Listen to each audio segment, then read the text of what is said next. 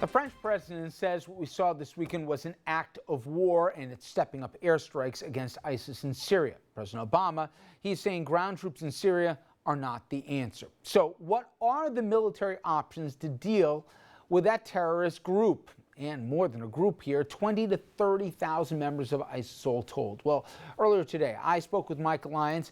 Mike's a military analyst and retired captain in the U.S. Army who served in Iraq.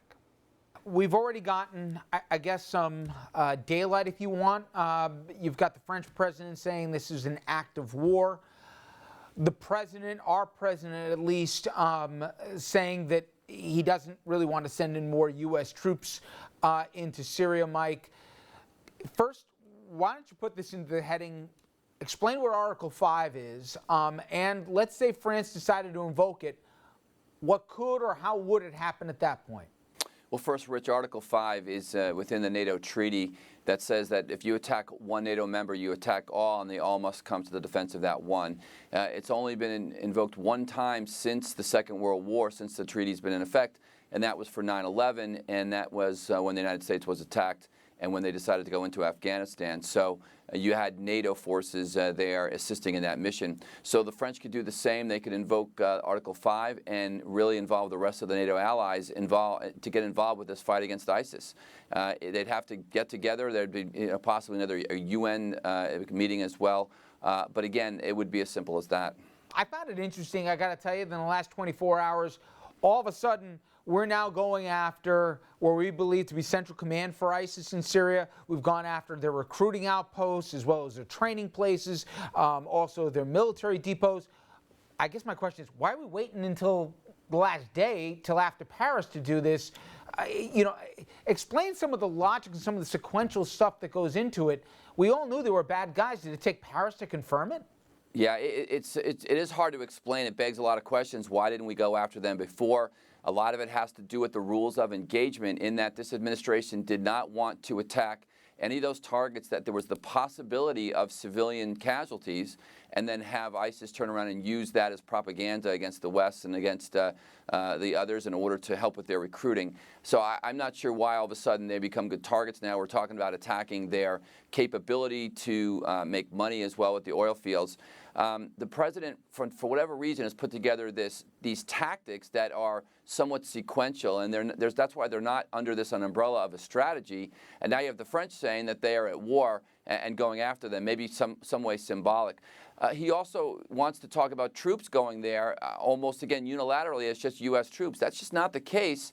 We've got to put together some ground force in order to take back this land. And here's the key point: the West has got to decide whether or not that the fact that ISIS holds this land in Raqqa and in the eastern part of Syria and the western part of Iraq, they have to decide whether or not, because they're holding that land, it's allowing them to export this transnational level of terrorism that they're currently doing. And if that's the case, if they come to that conclusion, then they must put together an overall military strategy, which includes troops on the ground to take back that land from them.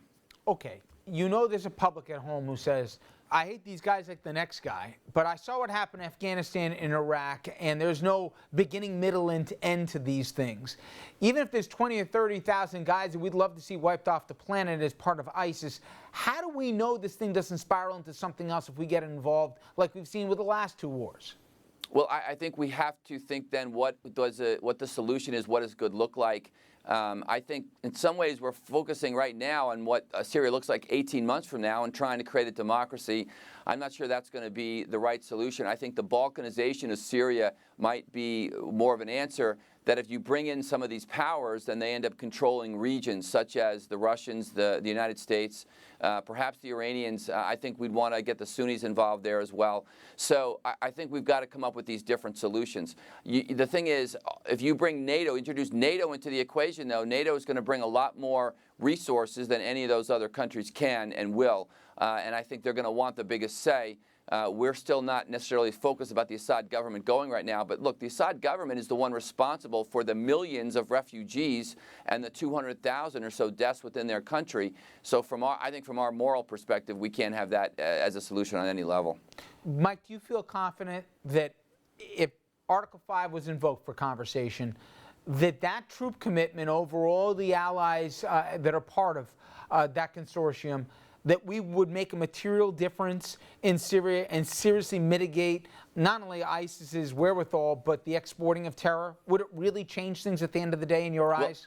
Well, it won't change things until we get the other Arab nations involved as well. There's 1 million Arab soldiers in the Middle East sitting on the beach right now that are also part of this fight, should they choose to be, and we get those countries involved. So you might bring the NATO forces in, as you saw in the 90s, the blue helmets. They might be somewhat peacekeepers and advisors, putting a cordon around the area, creating, maintaining a security environment. But perhaps you bring in those other soldiers from Egypt, Saudi Arabia, Jordan, and other places to do a lot of the heavy lifting on the fighting. See, that's where the president, I think, is making these straw men that just don't make sense. Of course, the United States is not going to put 150,000 troops back in Iraq. It'd be logistically impossible. It would be beyond expensive. And frankly, they'd be a sitting target based on the lack of the element of surprise at this point. Again, had we had the 20,000 troops in Iraq at the end of this, then none of this still doesn't happen. But at this point, to deploy any of those large forces doesn't make any sense. But again, you've got to get those other Arab nations involved, get them off the bench, and get them into the fight. When it comes to Russia, Mike, can we look at them that the enemy of our enemy, in this case Syria, ISIS, is our friend? Obviously, they want very different things. Who knows the motivations of Putin day to day? That all said, they had a jetliner taken down by the same bad guys who killed a bunch of innocent folks in Paris. Can we work together with these guys, or are there so many different agendas at play, it only complicates it? Rich, I think from our best interest, it doesn't make sense to do that. I might be wrong at that, but it's my opinion that we don't need to work with the Russians. All we'll do is lift them up and make them stronger in a place where we want them out of. They never should have been there in the begin with. So I've been surprised you haven't seen this ferocious response from Russia against ISIS because of that downed jetliner. You haven't seen that either on the ground from troops or even from the air. And I'll tell you why. Because their capacity is very limited right now. Their planes are breaking down. They don't want to send troops home in body bags. Putin realizes that he wants to get out of there. He's already chest deep in the quagmire, and it's only been a few months. He wants the United States to give him a hand out. We would be foolish to do that. We should just have him step aside. We'll take care of it ourselves. We have other allies to work with. But all we will do is reinforce and strengthen Putin, again, for have him fight against us another day. When it's all said and done, Mike, do you think Article 5 is invoked? Do you think a month from now we have a whole different level of engagement in Syria than we've seen to this point, or is it status quo? I do think Article 5 is invoked, Rich. I do think that we'll move NATO towards this fight logistically and try to at least get more, let's say, aircraft and get more support and supplies to the area. But I don't think anything happens from the United States perspective until you go see Congress give the president another authorization for force. Good stuff as always, Mike. I really appreciate it. Thanks for the time. Thanks, Rich. Thanks for having me.